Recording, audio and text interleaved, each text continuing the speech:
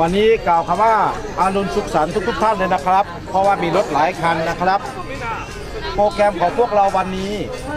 หลังจากที่ทำบุญสบาตตลาดสดอาหารเช้าที่โรงแรมแล้วคณะของพวกเราออกจากโรงแรมก็คือเข้าพระราชวังหลวงที่ในโบราณเรียกกันว่าวังของเจ้าชีวิต เป็นที่ประดิษฐานของกษัตริย์ลาวแต่ละยุคแต่ละสมัยในอาณาจักรภาคเหนือก็คือที่นี้ที่เดียวเสร็จจากที่นี้เราจะไปดูวัดใหม่สุวรรณพรหมารามจะไปดูวัดเชียงทองโปรแกรมของท่านที่มีมาอยู่ในของท่านนั้นแสดงว่าผมพยายามสลับไปมาถ้ามันมีความสะดวกในการเดินทางถ้าอากาศร้อนเกินไปควรจะไปหาที่ร่มๆตรงไหนที่มันมีความสบายก็เที่ยวตรงนั้นไปก่อนแล้วสลับไปสลับมาแต่ให้ครบโปรแกรมสุดท้ายของพวกเราก็คือโปรแกรม1ก็คือพระธาตุภูสีขึ้นฝั่งนี้328ขั้นบันไดขึ้นฝั่งนู้น410ขั้นบันไดโดยไม่มีการต่อรองแล้วมีราวจับไหมไม่มีราวพี่ตะผมนี่แหละจะให้ท่านจับราวในส่วนตอนนี้คณะของพวกเรามาถึงลาวเหนือก็คืออาณาจักรล้านช้างหลวงพระบางอดีตเป็นเมืองหลวงเก่าของประเทศลาวชื่อว่าเมืองซัวเมืองเซาเมืองสาวาจากนั้นก็เปลี่ยนมาเป็นเสียงดงเสียงทองจากนั้นก็เปลี่ยนมาเป็นศรีสัตนาคณหุตอุตรราชธานีล้านช้างลมขาวหลวงพระบางจากนั้นก็เปลี่ยนมาเป็นเมืองหลวงพระบางเท่าทุกวันนี้อดีตเป็นเมืองหลวงเก่าอาณาจักรภาคเหนือของลาวนี้มีพระมหากษัตริย์ปกครองทั้งหมด73พระองค์องค์สุดท้ายมีนามชื่อว่าพระบาทสมเด็จพระเจ้าศรีสว่างวัฒนาเป็นกษัตริย์องค์ที่73ปกครองอาณาจักรลาวเหนือก็คือหลวงพระบางส่วนลาวภาคกลางก็คือกำแพงนครเวียงจันทร์มีพระมหากษัตริย์ปกครองทั้งหมด26พระองค์องค์สุดท้ายมีนามชื่อว่าเจ้าอนุวงศ์เป็นกษัตริย์องค์สุดท้ายที่นครหลวงเวียงจันทร์ตรงกันข้ามกับหนองคายจำปาสักเป็นอาณาจักรที่3เป็นอาณาจักรลาวใต้มีพระมหากษัตริย์ปกครองทั้งหมด18พระองค์องค์สุดท้ายมีนามชื่อว่าเจ้าบุญอุ้มณจำปาสักเป็นกษัตริย์องค์ที่18รวมแล้วประเทศลาวมีทั้งหมด117พระองค์ชาติที่มาปกครองลาวชาติแรกก็คือจีนก่อนจีนมาปกครอง30ปีหลังจากที่จีนออกไปแล้วก็มีเวียดนามมาปกครอง32ปีพอเวียดนามออกไปแล้วก็มีเวียดนามสมัยพระเจ้าตองอูมาปกครอง31ปีพอเวียดนามออกไปแล้วก็มีสยามผมไม่รู้ว่าสยามอยู่ที่ไหนฮะมาปกครอง114ปีพอสยามยังไม่ออกไปฝรั่งเศสมาแย้งดินฝั่งชายของน้ำโขงตกเป็นของฝรั่งเศส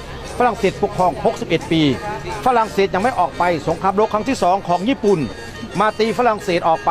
แล้วญี่ปุ่นพักแรง1ปีจากนั้นสหรัฐอเมริกามาปกครองอีก21ปีรวมแล้ว200กว่าปีประเทศลาวเมื่อก่อนก็ขึ้นต้นคำว่าพระราชอาณาจักรลาวเหมือนกับประเทศไทยแต่กษัตริย์องค์สุดท้ายของเราไม่มีบทบาทต่อพ่อแม่ประชาไผ่ฟ้าราษฎรชอบดื่มเหล้าชุรานารีทำให้บ้านเมืองเดือดร้อนกระทั่งแต่พระบิดาสวรรคตในพุทธศักราช2502 2503จะถวายพระเพลิงก็ยังไม่เอาใจใส่ดูแลเรื่องบ้านเมืองทำให้ร้อยเอกกองแลสร้างรัฐประหารประชาชนเลยเครียดเลยแต่งตั้งเป็นผู้ว่าราชการแทนก่อนถ้ากลับเนื้อกลับตัวในวันไหนแล้วจะแต่งตั้งให้เป็นพระกษัตริย์ในวันนั้นเราเลยว่างกษัตริย์นานถึง15ปีจากนั้นจึงได้แต่งตั้งขึ้นมาเป็นพระบาทสมเด็จพระเจ้าศรีสว่างวัฒนาเพียงแค่2เดือนเท่านั้นจึงได้เปลี่ยนกับปกครองจากพระราชอาณาจักรลาวมาเป็นสาธารณรัฐประชาธิปไตยประชาชนลาวการปกครองของประเทศลาวก็คือประธานประเทศหรือว่าประมุขรัฐเปรียบเทียบก็คือประธานาธิบดีประเทศลาวมีพื้นที่ทั้งหมด 236,800 ตารางกิโลเมตรนั้นเป็นภูเขา 70% ที่ท่านจะยังไม่เห็นทุ่งนาเลยนะฮะเวลาลงเครื่องมามองเห็นเขาอยู่รอบๆมากมีพื้นที่อยู่ในประมาณ 200,000 กว่านี่ฮะมีประชากรในส่วนปัจจุบันนี้เกือบถึง7ล้านคนแล้วมีประมาณ6,540,000 กว่าคนตีว่า7ล้านเลยแบ่งก็เป็น17จังหวัด18กับนครหลวงจังหวัดที่มีประชากรอันดับที่1ก็คือสวรรณเขตตรงกันข้ามกับมุกดาหารของประเทศไทยนั่นเองอันดับที่2ก็คือกำแพงนครเวียงจันทร์ตรงกันข้ามกับหนองคายของประเทศไทยอันดับที่3จำปาสักตรงข้ามอุบลราชธานีอันดับที่4เป็นหลวงพระบางที่ท่านมาเยือนอันดับที่5มาเป็นแขวงเวียงจันทร์ตรงข้ามกับเลยเชียงคานอันดับที่6เป็นสยามบุรีน้อยที่สุดสารวัตรในช่วงที่คณะของพวกเรามาหอพิพิธภัณฑ์นี้ในอดีตเป็นที่ประดิษฐานของมหากษัตริย์ก็คือพระราชวังหลวงท่านยืนอยู่ตรงกลางมองไปเห็นช้าง3เสียนบ่งบอกว่าเป็น3อาณาจักรแห่งล้านช้างมีลาวเหนือลาวกลางและก็ลาวใต้พญานาค15ตัวอยู่หน้าบันบ่งบอกว่าในเมื่อก่อนเรามี15จังหวัดเดี๋ยวนี้เรามี17จังหวัด18กับนครหลวง ผืนแผ่นดินลาวมีพระมหากษัตริย์ปกครองแต่ละยุคนี้ด้วยเหตุผลยังไงจึงได้แยกย้ายกันออกไปก็เพราะว่าลูกหลานเกิดมีการทะเลาะกันในพุทธศักราช 2248 หลังจากพระเจ้าสุริยวงศาได้สวรรคตบรรดาหลานทะเลาะกันเพราะว่าท่านไม่มีโอรสเป็นผู้ชายเกิดมีการทะเลาะกันคนที่มาแบ่งปันพื้นที่ดินลาวให้เป็นสองอาณาจักรลาวบ้างหลวงพระบางและเวียงจันทร์นั่นก็คือแม่ทัพของไทยมีนามชื่อว่าพญาคุณหลวงสรศักดิ์ในพุทธศักราช 2250 หลวงพระบางและเวียงจันทร์จึงได้แยกตัวออกไปแต่ละอาณาจักรมีพระมหากษัตริย์ปกครองตกความพุทธศักราช 2256 เจ้าหญิงสุมังคลาไปเลี้ยงโอรสโตอยู่จำปาสักจะประกาศอีกอาณาจักรหนึ่งไม่ยอมขึ้นต่อเวียงจันทร์จึงเกิดเป็น3อาณาจักรในสมัยนั้นเวียดนามก็อยากได้ลาวจีนก็อยากได้ลาวเวียดนามก็อยากได้ลาวในพุทธศักราช 2322 สมัยกรุงธนบุรีพระเจ้าตากสินทรงให้พญามหากษัตริย์เสด็จชื่อลิ้นวันนายทองล่วงเป็นแม่ทัพบกและนายบุญมาเป็นแม่ทัพเรือมารวมเอา3อาณาจักรก่อนจะลดมือไปหาชาติอื่นจากนั้นแต่ละอาณาจักรไม่ยอมขึ้นต่อกันจึงแต่งตั้งสร้าง3เสียงบ่งบอกว่าเป็น3อาณาจักรแห่งล้านช้างวังหลวงของเรานะอดีตเป็นวังไม้สร้างหันหน้าลงสู่ลำแม่น้ำโขงหันหลังสะภูเขาลูกนี้ทำไมว่าสร้างหันหน้าลงสู่ลำแม่น้ำเพราะว่าเราไม่มีรถยนต์การไปมาหาสู่ทุกอย่างใช้เรืออย่างเดียวขึ้นเรือลงเรืออย่างเดียวต่อมาฝรั่งเศสปกครองบอกว่าความเจริญรุ่งเรืองจะมาทางรถยนต์จึงเลิกลื้อวันไม้ออกแบบสถาปนิกเป็นรูปทรงของฝรั่งเศสสร้างในพุทธศักราช 2447 แต่การสร้างหันหน้าสะภูเขาหันหลังสะแม่น้ำผิดกงจุ้ยเขาไม่อยากให้ประเทศมีความเจริญรุ่งเรืองถ้าประเทศนี้มีความเจริญรุ่งเรืองแล้วบังคับไม่ได้ต้องมีคนฉลาดสร้างโรงเรียนไม่มีให้ไปเรียนดูตามโบสถ์ของวัดฝรั่งเศสความจริงแล้วเขาเป็นคนที่วางสายโทรศัพท์เข้ามาสยามกัมพูชามาอยู่ในลาวขอมาตั้งกงศูนย์ใหญ่อยู่ประเทศลาวในพุทธศักราช 2430 รัฐบาลเรารับไม่ได้เพราะว่าเราเป็นเมืองขึ้นของสยามต้องไปขอความเห็นจากสยามพอไปขอความเห็นจากสยามรัชกาลที่ 5 ตกลงให้ตั้งกงศูนย์ใหญ่อยู่ประเทศลาวเขาคนนั้นมีนามชื่อว่าองกุยปาวีตั้งอยู่กงศูนย์ใหญ่ชั้น 2ประจำลาวสุดท้ายรู้ว่าทรัพยากรและทานอยู่ในผืนแผ่นดาวดินลาวนี่เยอะมากกลืนเอาประเทศลาวหลอกให้กบฏพ่อเข้ามาจูดบ้านเพเมืองลาวแล้วเขาช่วยเหลือลาวรัฐบาลลาวพระเจ้าอุ่นคำลงเล่ห์กลอุบายจึงได้เซ็นเมืองลาวออกจากสยามมอบผืนแผ่นดินลาวให้แก่ฝรั่งเศสในเมื่อวันที่ 3 ตุลาคมพุทธศักราช 2436 ดินฝั่งชายของน้ำโขงตกเป็นของฝรั่งเศสสร้างความเดือดร้อนพระเจ้าจุฬาลงกรณ์พระเจ้าจุฬาลงกรณ์ได้ทรงแม่ทัพที่แข็งแรงมาช่วยเหลือเราปราบกบฏห่อนั้นมีนามชื่อว่าเจ้าพญามื่นไววรนาถตอนนั้นพระองค์มีอายุประมาณ 34 พรรษาเป็นแม่ทัพที่แข็งแรงและก็หนุ่มน้อยมากที่สุดมารวบรวมอาณาจักรลาวแต่น่าเสียดายผืนแผ่นดินลาวตกเป็นของฝรั่งเศสแล้วเกิดความไม่พอใจจึงได้ปลดพระเจ้าอุ่นคำออกแต่งตั้งโอรสก็คือพระเจ้าศักดินคำสุขขึ้นมาโดยเหตุผลว่าการเซ็นเมืองลาวออกจากสยามไม่ขออนุญาตเป็นการผิดกฎหมายรัฐเขตบาลสุดท้ายมาฝรั่งเศสในพื้นที่ดินลาวแล้วฝรั่งเศสประกาศเลยภาษาลาวที่ใช้ปัจจุบันนี้อักษรลาวที่คิดเขียนปัจจุบันนี้ศาสนาพุทธที่เรากราบไหว้เคารพบูชาปัจจุบันนี้เป็นของไทยให้เอาคืนไทยเขาประกาศเอาภาษาฝรั่งเศสเป็นภาษาราชการของเราประกาศเอาศาสนาคริสต์เป็นศาสนาประจำชาติของเราฝ่ายอุปราชลาวไม่พอใจจึงแต่งตั้งลาวอิสระต่อสู้กับฝรั่งแต่เอาชนะฝรั่งไม่ได้เพราะว่าเราใช้ปืนแก๊ปปืนเพลิงฝนตกก็ยิงไม่ได้ยิงไม่แตกอาวุธฝรั่งเศสทันสมัยรัฐบาลลาวจึงขอการช่วยเหลือจากรัฐบาลไทยโดยแกนนำของเจ้าเพชรราชวังที่ท่านนอนเสียงแก้วนั่นแหละเป็นลูกชายคนโตเป็นตัวนำเป็นพี่ชายของเจ้าโสนภูมาเป็นพี่ชายของเจ้าสุภานวงศ์3 พี่น้องข้ามเมืองไทยโดยการช่วยเหลือของคุณหลวงนาเรนอยู่ที่อำเภอแสนต่อนำขบวนขุนนาง 40 คนไปถึงกรุงเทพการสนับสนุนก็คือพรรคเสรีไทยในยุคของท่านปรีดีพนมยงค์ให้การสนับสนุนทุกอย่างเปลี่ยนนายกขึ้นมาเป็นนายพลป.พิบูลสงครามประกาศจับพรรคคอมมิวนิสต์ของเราคอมมิวนิสต์ของเรากลับบ้านไม่ได้เพราะว่าฝรั่งจะเชิดคอทิ้งเจ้าสุภานวงศ์ขอการช่วยเหลือจากเวียดนามนำทันโฮจิมินห์เหลือเจ้าเพชรราชและเจ้าสุนทรภูมาหาเงินอยู่ที่เมืองไทยส่งมาให้ลาวอิสระเพื่อดักยิงฝรั่งมุมนั้นดักยิงมุมนี้หัวขาวๆดอนๆมายิงหัวขาวๆมายิงสุดท้ายไม่ให้เขาตั้งตนตั้งตัว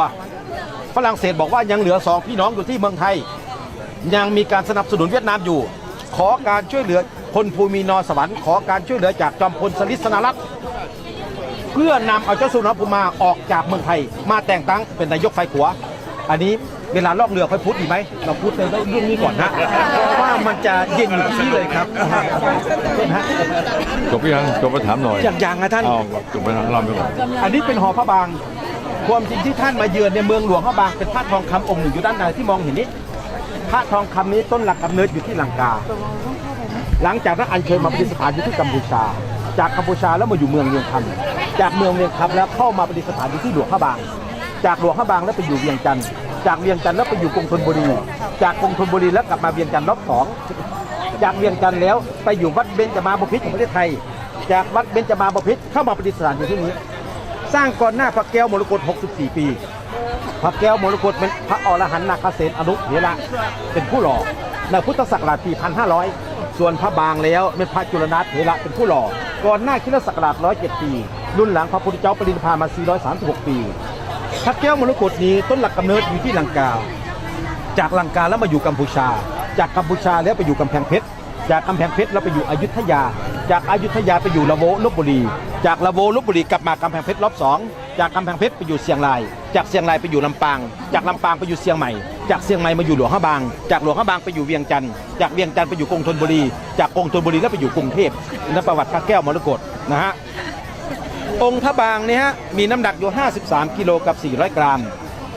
ตั้งนามว่าพระบางและเมื่อก่อนอดีตตั้งว่าเป็นพระปางก็คือปางห้ามญาติ จากนั้นภาษาบาลีสันสกฤตระหว่างตัวปอและตัวบอมันคล้ายๆกัน ผู้คนเรียกมาแต่ละยุคจึงเปลี่ยนจากพระปางมาเป็นพระบาง องค์นี้ก็คือพระบาทสมเด็จพระเจ้าศรีสว่างวงศ์องค์ที่ 72 เป็นกษัตริย์ที่ออกกฎหมายรัฐธรรมนูญเป็นกษัตริย์ที่มีความรักภักดีต่อพ่อแม่ประสาไผ่ฟ้าราษฎรที่พระองค์ยกมืออย่างนี้มีความหมายบ่งบอกว่าทุกคนโปรดฟังไว้ก่อนอย่าทะเลาะกันอย่าโกรธกันทำใจเย็นๆไว้มือขวาของพระองค์ก็คือกฎหมายรัฐธรรมนูญก็คือคัมภีร์ไบาลานถ้าอยู่มาตราที่เท่าไหร่ต้องทำตามมาตราที่เท่านั้นแพ้ต้องยอมรับแพ้ชนะต้องยอมรับชนะทำมาจากประเทศรัสเซียมี2รูปด้วยกันรูปที่1อยู่ที่เมืองหลวงพระบางอีกรูปหนึ่งอยู่ที่นครหลวงเวียงจันทร์ตรงด้านหน้าวัดศรีเมืองเป็นบล็อกแม่พิมพ์ตัวเดียวกันจากนั้นมาคณะของพวกเราก่อนที่จะไปไหว้พระบางบ้างทำพิธีทุกๆอย่างบ้างนะฮะขอกรุณากระเป๋าและสัมภาระทุกอย่างจะไปฝากไว้อยู่ในล็อกเกอร์อยู่มุมนั้นถ้าว่าล็อกเกอร์มันเต็มแล้วผมรู้ว่าล็อกเกอร์มันจะเต็มผมจะให้เจ้าหน้าที่ดูแลอยู่จุดนั้นให้กระเป๋าทุกๆอย่างฝากไว้กับเจ้าหน้าที่พวกผมเขาเข้าไปได้ก็คือกระเป๋าตังค์อย่างเดียวเพราะว่าด้านในขายของเยอะเดี๋ยวท่านไม่มีตังค์ซื้อ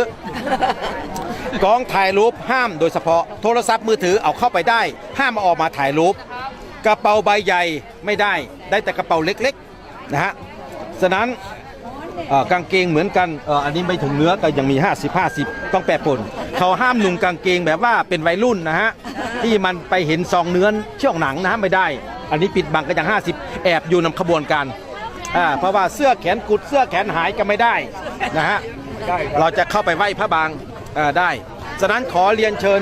ท่านนะฮะไปฝากของถ่ายรูปก่อนได้ไหมถ่ายรูปหมู่คณะได้เลยฮะเอาเรียนเชิญเอาถ่ายตรงนี้ก่อนแล้วก็มาถ่ายตรงนี้เอาเรียนเชิญฮะ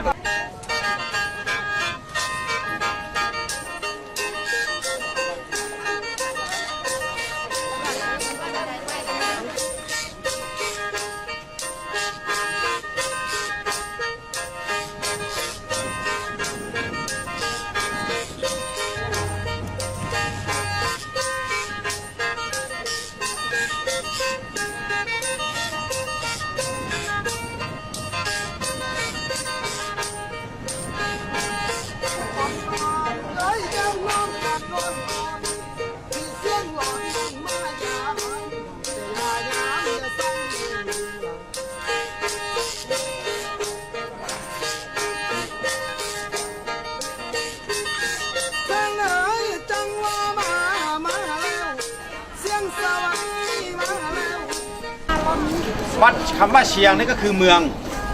อยู่ใกล้ๆนี้มันจะมีเส้นทางผ่านข้ามฝั่งนู้นจะเป็นแม่น้ำโขงถ้าข้ามแม่น้ำโขงไปฝั่งนู้นแล้วเขาเรียกว่าเสียงแมนตรงที่เรานั่งรถยนต์มาตอนช่วงเช้าจะมีสายแม่น้ำคานที่เราจอดรถข้ามแม่น้ำคานไปทางที่สนามบินแล้วเขาเรียกกันว่าเสียงเหล็กแล้วที่พักของท่านนั้นบริเวณนั้นเขาเรียกกันว่าเสียงดงอันนี้เสียงทองก็คือแต่ละเมืองเสียงดงเสียงทองแห่งอาณาจักรล้านช้าง วัดนี้มันสร้างขึ้นในยุคของพระเจ้าไซเสถาธิราชพระเจ้าไซเสถาธิราชพระองค์เป็นลูกครึ่งของอาณาจักรล้านช้างและล้านนา และเป็นกษัตริย์ที่มีความรักภักดีทางด้านพุทธศาสนาด้วยในยุคสืบทอดจากพระบิดามา วัดแห่งนี้สร้างในพุทธศักราช 2102 ก่อนที่พระองค์ สาธิราชดี พระเจ้า ที่เอาแก้วมรกตมาไว้ที่ลาวป่ะองค์นี้นะองค์นี้นะ เพราะว่าพระเจ้าไซเสถาธิราชนี้อดีตเคยเป็นพระมหากษัตริย์ปกครองอาณาจักรล้านนาครั้งหนึ่งในพุทธศักราช 2089 นี้เป็นปีของพระยาพรหมราชแห่งอาณาจักรล้านนาได้สวรรคตไม่มีโอรสเป็นผู้ชายมีแต่ผู้หญิงจึงได้มุมมองมาเห็นหลานจึงได้อัญเชิญเอาพระเจ้าไซเสถาธิราชนี้ไปปกครองอาณาจักรล้านนาเพียงแค่ 2 ปีเท่านั้นพระบิดาแห่งอาณาจักรล้านช้างได้สวรรคตพระเจ้าไซเสถาธิราชต้องได้ขึ้นมาเพื่อถวายพระเพลิงให้แก่พระบิดาการมาของพระองค์นั้นขออัญเชิญเอาพระแก้วมรกตและพระพุทธสิหิงค์มาด้วยชาวล้านนาขอไว้1 องค์เพื่อเป็นที่การกราบไหว้เคารพบูชาของชาวเมืองแล้วแต่พระองค์จะให้พระองค์ก็เลยตัดสินใจขออัญเชิญพระแก้วมรกตมาส่วนพระพุทธสิหิงค์ไว้ให้แก่ชาวล้านนาได้กราบไหว้เคารพบูชาต่อไปโดยเหตุผลอย่างไรพระองค์ได้อัญเชิญเอาพระคู่บ้านคู่เมืองมาด้วยเพราะว่าในสมัยนั้นพระเจ้าตองอูบุรีนองเขากำลังขยายอาณาเขตอยู่กลัวว่าเขาจะบุกรุกอาณาจักรล้านนาจะกวาดต้อนเอาสมบัติของที่มีค่าไปที่ล้านนาหมดจะไม่เหลืออะไรแล้วจากนั้นมาการอัญเชิญพระแก้วมรกตขึ้นมาสู่ที่อาณาจักรล้านช้างโดยมีเหตุผลว่าพระบางเป็นพระคู่บ้านคู่เมืองของพระบิดาแต่พระแก้วมรกตนี้เป็นพระคู่บ้านคู่เมืองของพระมารดาอยากเอามาเคียงคู่กันว่าอันนี้เป็นพระของพ่ออันนี้เป็นพระของแม่หลังจากที่ถวายพระเพลิงเสร็จแล้วไม่มีพระมหากษัตริย์ปกครองเมืองนี้พระเจ้าไซเสถาธิราชได้ขึ้นปกครองเมืองจากนั้นมาไม่มีพระมหากษัตริย์ปกครองแล้วพระองค์ก็เห็นว่าไม่มีโรงเรียนสอนพุทธศาสนาสงฆ์ประจำจังหวัดแห่งนี้จึงได้ออกทุนสร้างวัดนี้ขึ้นในพุทธศักราช 2102 สร้างเป็น3 ชั้นลดลันกันลงมาบนหลังคาแอนโค้งและก็อ่อนช้อยเป็นการทรงแม่น้ำฝนไม่ให้ชนกับเชิงทรายการสร้างโดยมีความหมายของพระองค์ว่าเมื่อมีนรกมีมนุษย์ก็ขอให้มีสวรรค์เมื่อมีพระพุทธมีพระธรรมก็ขอให้มีพระสงฆ์ช่อฟ้าของลาวจะตั้งอยู่ตรงกลางของพระอุโบสถส่วนไทยเรียกว่าช่อฟ้าตัวสีเขียว5 ตัวอยู่ชั้นบนนั้นเราเรียกกันว่าโง่นามพญานาคเจ้าแห่งงูตัวแทนช่อฟ้า5 ตัวอยู่ชั้นบนนั้นพระองค์มีความหมายว่าการสร้างวัดวาอารามต่างๆเป็นที่กราบไหว้ของชาวพุทธคนที่เข้าวัดอย่างน้อยต้องมีศีล 5ประจำตัวเริ่มจากปานาอธินากาเมมุสาสุราเมแต่มีคณะของพวกเราเมื่อคืนนี้ขาดไปศีล 1ไปจิบสุราเมทานเป็นระยะถ้าทานเยอะไปกลับมาสถานาเวเลยนะฮะขาดไปศีล 1ละช่อฟ้าของเราตั้งอยู่ตรงกลางของพระโบสถเปรียบเหมือนเขาพระสุเมนนับมาเป็นคู่มาเป็นชั้นของพระพรหมพระอินทร์พระอิศวรเทวดาอารักษ์เป็นขั้นตอนกันรอบด้วยมหาสมุทรตัวที่2ข้างใหญ่ๆนั้นเรียกกันว่ากำแพงจักรวาลถ้ามารร้ายจะมาทางทิศเหนือทิศใต้พญานาคเจ้าแห่งงูเป็นผู้ปราบมารให้ถ้ามารร้ายจะทำให้เขาพระสุเมนตรงกลางจมอยู่ใต้น้ำท่านจะมุมมองไปลุยตามอาคารมีสีแดงและสีน้ำเงินนิดหน่อยนั้นเขาเรียกกันว่าปลาอานนท์หนุนพุทธศาสนาให้ยืนยงคงตัวกับชาวพุทธมาโดยตลอดตกมาพุทธศักราช 2103 พระเจ้าไซเสถาธิราชจึงได้ตัดสินใจย้ายนครหลวงจากเมืองเชียงดงเชียงทองไปตั้งอยู่ที่เวียงจันทร์ทำไมว่าย้ายนครหลวงที่นี้เพราะว่าพื้นที่ของอาณาจักรล้านช้างหลวงพระบางไม่มีพื้นที่การเกษตรและการทำนาแล้วประชาชนนะอยู่เขาหลังเขาลุกนั้นหลังเขาลุกนี้มันไม่ได้รวมกันเวลาข้าศึกเข้ามาลุกลานแล้วเราจะแพ้อีกประการหนึ่งไม่มีการทำนาด้วยการทำไร่ถ้าดินฟ้าอากาศมันไม่อำนวยประชาชนก็ขาดแคลนก็อยู่ไม่ได้ข้าศึกเข้ามาลุกลานแล้วก็แพ้ได้ง่ายเห็นว่านครหลวงเวียงจันทร์เป็นที่ราบลุ่มพื้นที่การเกษตรได้2 ฤดูกาลนาปังและก็นาปีแล้วผู้คนอยู่ได้หนาแน่นเมื่อเวลาข้าศึกเข้ามาลุกลานเราจะชนะจึงได้ตัดสินใจย้ายนครหลวงจากเชียงดงเชียงทองไปตั้งอยู่ที่เวียงจันทร์ในพุทธศักราช 2103 การไปของพระองค์ขออัญเชิญเอาพระจันทะไปด้วยพระแซกคำไปด้วยพระแก้วมรกตไปด้วยเหลือพระบางให้ดูแลเมืองเชียงดงเชียงทองชาวเมืองเห็นว่าพระบางนี้สมแล้วจะเป็นพระคู่บ้านคู่เมืองมิ่งบ้านและก็มิ่งเมืองจึงเปลี่ยนชื่อจากเมืองเชียงดงเชียงทองมาเป็นเมืองหลวงพระบางเท่าทุกวันนี้ ว่าหลวงพระบางจากนั้นมาคำว่าเมืองหลวงพระบางแห่งนี้นะฮะอาณาจักรเมืองชัวแห่งนี้ศาสนาเข้ามาสู่ประเทศลาวทำไมว่ามีมังกรทำไมว่ามีพญานาคทำไมว่ามีเงือกก็คือมังกรที่เราเรียกว่าเงือกและก็คือมังกรของที่ว่าอิทธิพลนี้มาจากจีนเพราะว่าศาสนามาทางเข้าลาวนี้1มาจากจีน2มาจากอินเดียผ่านกัมพูชาเข้ามาอยู่ในลาว3มาจากอาณาจักรล้านนาเชียงใหม่การที่มาจากอาณาจักรเนี่ยทุกๆอาณาจักรณอดีตนี้ที่ท่านอยู่นี้เขาถือศาสนาผีและศาสนาพราหมณ์การเจ็บไข้ได้ป่วยก็มีการบนบานคนนี้ถ้าผมหายโรคภัยไข้เจ็บผมจะฆ่าไก่ให้กินคนนี้มีฐานะดีจะฆ่าหมูให้กินฐานะดีไปกว่านั้นจะฆ่างัวฆ่าควายให้กินแล้วการบูชายันในสมัยโบราณท่านเคยได้ยินเคยได้อ่านหนังสือไหมการบูชายันในสมัยโบราณต้องเอาคนที่มีชีวิตมาฆ่าผู้ชายอายุ14ปีถึง16ปีผู้หญิงอายุ12ปีถึง14ปีเป็นคนบริสุทธิ์ด้วยฆ่าสิ้นปีมาแล้วต้องเอาชาย1ยิง1มาฆ่าเพื่อเลี้ยงผีบ้านผีเมืองแต่ละปีจากนั้นมาพอสิ้นปีมาจะเลี้ยงผีบ้านผีเมืองบรรดาลูกพ่อแม่ประชาชนทั่วไปหนีหมดอายุ12ถึง16ปีบังคับให้ลูกหนีถ้าไม่อยู่ก็จะตายเหลือแต่บรรดาลูกขุนนางสุดท้ายจะทำยังไงเอาลูกคนนี้ไปคนนี้ว่าลูกผมนะเอาลูกคนนั้นว่าลูกผมนะแล้วทำไมเอาลูกประชาชนไปฆ่าทำไมลูกขุนนางอยู่ในวังหลวงทำไมไม่เอาไปแล้วจะเลี้ยงต่อหรือไม่เลี้ยงสุดท้ายโอ้ลำบากมาก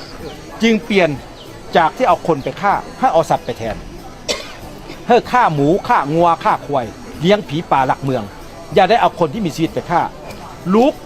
ของคนไหนเขาก็รักคนนั้นไก่มันยังรักลูกไก่หมาก็ยังรักลูกหมาถ้าคนไม่รักลูกคนจะรักลูกใครจากนั้นมาพระเจ้าโพธิสารราชต้นไม้ใหญ่ที่มีผีผู้คนไปกราบไหว้สั่งตัดทิ้งสร้างวัดใส่เอาพระพุทธรูปไปอยู่พระสงฆ์ไปอยู่ตรงไหนที่มีผีผู้คนไปกราบไหว้สั่งลื้อทิ้งสร้างวัดใส่พระสงฆ์ไปอยู่พระพุทธรูปไปอยู่รู้ข่าวว่าอาณาจักรล้านนาเกิดมีความเจริญรุ่งเรืองทางด้านศาสนาพระองค์อยากได้พระไตรปิฎกจึงแต่งให้ธรรมทูตนำเอาสมบัติไปขอเอาพระไตรปิฎกจากพญาเมืองเกาในพุทธศักราช 2066 พญาเมืองเกาอยากเผยแพร่พุทธศาสนาพระไตรปิฎกเข้ามาสู่ที่อาณาจักรล้านช้างจึงแต่งให้พระเทพมงคลนำเอาพระไตรปิฎก60 คัมภีร์มาถวายให้แก่พระองค์อยู่ในวังหลวงพระองค์มาศึกษาล่ำเรียนแล้วแต่อาจารย์สอนไม่เพียงพอจึงไปนิมนต์เอาภาษาราชจันทีเป็นคนพิษณุโลกให้มาสอนพระองค์อยู่ในวังหลวงพระองค์มาศึกษาล่ำเรียนจบในพุทธศักราช 2070 ประกาศเลยถ้าบุคคลไหนบุคคลหนึ่งสร้างพระพุทธรูปปางวันเกิดของตนเองไปวางไว้บนที่กราบไหว้เคารพบูชาชาติหน้าตนเองเกิดมาจะได้ยืนเป็นสุขทำให้คนในยุคนั้นฟื้นฟูพุทธศาสนาคนบางครั้งแกะสลักเป็นบ้างไม่เป็นบ้างบางคนก็ไปจ้างช่างทำพิธีเอาไปไว้วัดนี้ก็มีพระพุทธรูปวัดนี้ก็มีพระพุทธรูปวัดนี้ก็มีพระพุทธรูปจากนั้นคนนี้คนคิดพิจารณาเรื่องศาสนาผีและพราหมณ์ไม่อยากให้มีแล้วเพราะว่าเห็นเกียรบุญเห็นแก่บาปเราไปฆ่าเขาแล้วพ่อแม่เขาจะอยู่ได้ยังไงลูกหลานเขาจะอยู่ได้ยังไงถ้าเขามาฆ่าเราแล้วลูกเราครอบครัวเราจะอยู่ได้ยังไงอยากให้ผู้คนหันเข้ามาเอาธรรมะมาพูดคุยกันอย่าได้เอาความโกรธมาทะเลาะกันศาสนาเกิดมีความเจริญรุ่งเรืองในยุคของพระองค์เยอะมากในสมัยนั้นจากนั้นมาในพื้นที่ทุกๆพื้นที่ของหลวงพระบางมาถึงปัจจุบันนี้ที่ท่านเข้าวัดวาอารามต่างๆเห็นหมาไหมเห็นแมวไหมเขาจะห้ามเอาหมาเอาแมวมาปล่อยวัดคนไหนเอาหมาเอาแมวมาปล่อยวัดคนนั้นเมื่อตายแล้วเป็นเปรตเฝ้าวัดเหมือนกับสัตว์ตัวนั้นโบราณเขาพูดว่าอย่างนั้นเรากินข้าวทุกวันกินวันไหนก็ได้มีเงินเดือนกินแต่พระสงฆ์ไม่มีเงินเดือนกินขอกินจากชาวบ้านแล้วจะเอาอะไรมาเลี้ยงหมาเลี้ยงแมวเราน่ะยังขี้เกียจขี้หมาขี้แมวแล้วพระสงฆ์จะไม่เกียจขี้ขาขี้หมาขี้แมวเลยมันอย่างนั้นแล้วมรดกวันที่2 ธันวาคมพุทธศักราช 2538จัดให้หลวงพระบางเป็นมรดกโลกได้3ข้อข้อที่1ธรรมชาติและป่าไม้ข้อที่2ปุริยสถานโบราณที่เก่าแก่ข้อที่3ประเพณีวัฒนธรรมได้3ข้อนี้พระเทพเสด็จมาเยือนบ้านเมืองของเราเกิดมีความเจริญรุ่งเรืองเริ่มจากจุดนั้นมามรดกชั้นใดมีวัดทั้งหมด36วัดมรดกชั้นนอกมี65วัดรวมแล้วมี101วัดในหลวงพระบางมีประชากรทางจังหวัดนี้ประมาณ 500,000 คนแบ่งออกเป็น12อำเภอตัวอำเภอเมืองหลวงพระบางแล้วมีประชากรประมาณ 70,000 คนในตัวเมืองที่มีชุมชนหนาแน่นประมาณ 30,000 คนที่ท่านเห็นว่ามีผู้คน อยู่ในบริเวณแห่งนี้หนึ่งก็คือนักท่องเที่ยวจีนและเกาหลีทำให้รถติดสองมาถ้าไม่มีเห็นนักท่องเที่ยวเห็นว่าเป็นคนลาวแล้วอยู่ที่นี่มีมหาวิทยาลัยและก็มีวิทยาลัยด้วย6จังหวัดภาคเหนือมาศึกษาล่ำเรียนอยู่ที่นี้ทำให้ผู้คนเลยแน่นถ้าท่านอยากจะเห็นคนหลวงพระบางในพื้นที่แล้วให้มาเดือนมิถุนามันเข้าช่วงฤดูฝนเขาปิดเทอมเรียนทุกจังหวัดกลับบ้านหมดนักศึกษาเหลือแต่หลวงพระบางเงียบหาฝรั่งหามักซิดามาทำเป็นสมุนไพรก็ยังไม่มียารักษาโรคไม่มีเลยสมัยนั้นในส่วนปัจจุบันนี้เดือนมิถุนาแล้วท่านจะเข้าวัดจำนวน101 วัดเห็นเมมเผาศพไหมไม่มีเมมเผาศพอยู่ในวัดจะถามว่าคนลาวเขาไม่ตายเหรอมันก็ตายเหมือนกันนั่นแหละแต่เขาจะมีสุสานทิศเหนือทิศใต้ตะวันออกและตะวันตกเมื่อตายเผาเสร็จแล้วเขาห้ามเอาอัฐิไปลอยน้ำทำไมห้ามเพราะว่าประชาชนอยู่ชนบทยังอาศัยน้ำกินน้ำอาบน้ำใสสร้างศีลกินทานอยู่แม่น้ำตัวนั้นถ้าเราอาทิไปใส่แล้วบางคนได้ตักน้ำท่าน้ำจะไปทำมาหากินทำครัวทุกอย่างไปเห็นผู้คนลอยอาทิอยู่เขาก็เกิดความไม่พอใจเขาก็ปล่อยด่าสารพัดทุกอย่างคนที่ตายไปก็ไม่ได้เกิดอย่างนั้นอย่างนี้แล้วเขาไปไว้ที่ไหนช่วงฤดูฝนเดือนมิถุนาเขาจะทำกะทินะสะอูบเล็กๆทำด้วยดินเผาแล้วเขาจะไปหาสุสานตรงไหนที่มีว่านสิทธิมันเกิดงอกขึ้นมาแล้วแสดงว่ามีเจ้าของแล้วตรงไหนที่มันเป่าว่างขุดเลยขุดหลุมเข้าไปเอาอาทิไปฝังไว้แล้วก็เอาว่านสิทธิเสียบไว้ปีหน้ามันงอกขึ้นมาโอ้มีเจ้าของแล้วไปทำเอาบอลใหม่มันเป็นอย่างนั้นฉะนั้นสุสานจะมีว่านสิทธิเยอะฉะนั้นห้ามเอาอาทิอะไรทุกอย่างมาไว้วัดอ้าวคนที่ตายแล้วก็สร้างพระธาตุขึ้นมาใส่วัดคนที่ตายก็มาสร้างคนที่ตายก็สร้างพื้นที่กราบไหว้มันจะเป็นสุสานแล้วพระสงฆ์จะไปอยู่ที่ไหนผีแย้งเอาหมดแล้วพระสงฆ์ก็อยู่ไม่ได้พระธาตุอาทิอยู่ข้างบนสีทองอยู่บนยอดพระธาตุถ้ามันแตกพังมาจะมีพระรูปอยู่เป็นพระรูปประจำบ้านเขาเคยกราบไหว้ในวันพระเวลาตายไปแล้วผู้เป็นพ่อแม่ที่ตายไปแล้วลูกหลานจะพระรูปนี้ไปยัดไว้อยู่บนพระธาตุมีความเชื่อว่าจะพาดวงวิญญาณของคนตายนี้ขึ้นสู่บนสวรรค์ตรงกลางเหมือนกับกองเข้าจะมีอาทิของคนที่หลวงลับไปแล้วใต้ฐานบวกค่อมอยู่ชั้นล่างจะมีสมบัติอยู่แล้วทำไมว่ามีสมบัติมีพระพุทธรูปเพราะว่าสมบัติติดตัวไปนี้เกิดไปชาติหน้าขอเป็นคนร่ำรวยอย่าได้เป็นคนยากจนผู้เป็นลูกหลานจึงเอาสมบัตินั้นใส่กับอาทิของพ่อแม่ไปด้วยแล้วการไหว้พระธาตุพระเจดีย์ของเราไหว้จะ2 ครั้ง1วันเข้าพรรษา2วันออกพรรษาวันออกพรรษาเขาจะมีข้าวปลาอาหารการกินมีของสังฆทานลูกหลานคนไหนมีอะไรเอามาเลยวันเดียวจากนั้นมาเขาก็ตีวงล้อมพระธาตุของพ่อแม่อาทิของพ่อแม่แล้วเอาผ้าเข้าเรียนลายไว้จุดธูปไป1 เทียนไว้1 ปักไว้มีมรรคนายกนั่งอยู่ด้านหน้าบรรดาลูกหลานตีวงล้อมมรรคนายกพูดยังไงทุกคนพูดตามเขาจะบอกว่าขอสักขีพิญญาณเทวบุตรเทวดาให้บรรดาจิตวิญญาณของคนที่ตายไปแล้วชื่ออะไรก็บอกไปอยู่ที่ไหนให้มารับโยมเอาลูกหลานเอาข้าวปลาอาหารการกินมาถวายให้แล้วมาให้พ่อให้แม่กินแล้วหลังจากทุบเทียนวางไว้ไม่ทุบเทียนไม่หมดแล้วมรรคนายกมาพูดเป็นคำสุดท้ายว่านับตั้งแต่นี้ต่อไปขอให้พ่อแม่จงไปเกิดที่ดีถึงสุขไม่ต้องคิดถึงลูกหลานเอาข้าวปลาอาหารการกินมาให้พ่อแม่กินพ่อแม่ยังกินไม่หมดลูกหลานยังกินกันอยู่เอาของสังฆทานไปให้พ่อแม่เอาไปพ่อแม่ยังเอาไปไม่หมดยังถวายให้พระสงฆ์อยู่ฉะนั้นลูกหลานร่ำรวยแล้วขอให้พ่อแม่จงไปเกิดที่ดีถึงสุขกราบสังฆังกลับบ้านขอสังฆทานถวายวัดปีหน้าไม่ต้องมาเชื่อว่าพ่อแม่ไปเกิดแล้วไม่ใช่ว่าปีนี้ก็เรียกพ่อแม่มารับบอกพ่อแม่ไปเกิดปีหน้าเรียกพ่อแม่มารับบอกพ่อแม่ไปเกิดจะเกิดได้ยังไงแต่ละปีลูกยังเลี้ยงเอาอยู่นะเขาจะมีความเชื่อกันอย่างนี้ตรงนี้เป็นโรงราชรถลงเก็บพระโกศของพระบาทสมเด็จพระเจ้าศรีสว่างวงศ์โกศด้านหน้าเป็นโกศของพระเจ้าอาเจ้าปุราชบุญคงเป็นพระบิดาของเจ้าเพชรราชเป็นพระบิดาของเจ้าสุวรรณภูมิเป็นพระบิดาของเจ้าสุพรรณวงศ์แต่ต่างบรรดาโกศตรงกลางเป็นโกศของพระบาทสมเด็จพระเจ้าศรีสว่างวงศ์เป็นพระบิดาของเจ้าศรีสว่างวัฒนาเป็นโอรสของพระเจ้าศักดินคำสุขโกศด้านหลังเป็นโกศของเจ้ายิงคำฟั่นเป็นมเหสีของเจ้าศรีสว่างวงศ์แต่ความจริงแล้วทำไมโรงราชรถจึงมี3 โกศคืองานพิธีแล้วใช้แต่โกศตรงกลางที่เดียวทำไมว่าไม่เผาทิ้งเลยขุนนางในเมื่อก่อนความจริงแล้วเผาทิ้งหมดทำด้วยไม้จันหอมเพราะว่าประชาชนมุมมองเห็นว่ากษัตริย์องค์สุดท้ายของเราจะไม่มีบทบาทต่อพ่อแม่ประสาไผ่ฟ้ารัศดรจึงขอเอาโกศของพระบิดานี้ไว้เป็นอนุสรณ์ให้คนรุ่นหลังรู้ว่าพระมหากษัตริย์เราณอดีตก็มีโกศอย่างนี้เพราะว่าอีกไปประมาณ50 ปีหรือว่า70 ปีถ้าไม่รักษาคนยุคใหม่ไม่รู้ว่าโกศของพระมหากษัตริย์นั้นมีคืออะไรจึงขอยึดไว้ก่อนขอเผาแต่พระรองในยุคของพระเจ้าอุ่นคำก่อนหน้าฝรั่งเศสจะเข้ามางานพิธีศพหิวข้าวไหมครับท่าน ยังฮะขออีกประมาณสัก5 นาที